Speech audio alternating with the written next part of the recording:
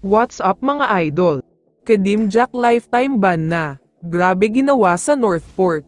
Pero bago mo sana ipagpatuloy ang panonood mo, ay huwag mong kalimutan na mag-subscribe bilang suporta sa aking YouTube channel. Maraming salamat idol.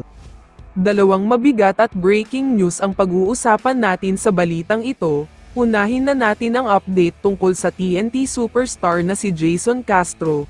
Dahil ayon sa kanilang team manager na si Jojo Lastimosa ay out na daw siya. Ang naging diagnosis nga daw na injury niya ay full-thickness patellar tendon tear. Ayon sa spin.ph ay tatagal daw ang recovery ng 6 months up to 1 year, kaya sa madaling salita ay out na siya para sa conference na ito. Masakit ito para sa TNT dahil siya ang pinaka-consistent at deadly local player nila. Kaya naman kahit 2-0 ang TNT ngayon kontra sa rain or shine, nalalagay pa din sa alanganin ang mga ito dahil sa pagkawala ni Castro. Kung sakali naman na malalampasan ng TNT ang rain or shine, mukhang hindi na sila makakaisa pa sa Hinebra, dahil si Jason Castro talaga ang hero para sa kanila, kaya dahil sa pagkawala niya ay mukhang sure champion na ang Hinebra. Samantala, talakayin na natin ngayon ang balita tungkol sa Northport. Tulad na nga ng sabi ko ay mukhang sigurado na talaga ang finals appearance para sa Hinebra, dahil 2-0 na ang serye nila ngayon kontra sa Northport. Mismatch kasi ang nangyayari sa serye nila, walang magawa o mahanap na solusyon ang Northport, nawala ang angas at bagsik nila noong elimination round, kaya naman delikado na sila ngayon at malapit ng masweep.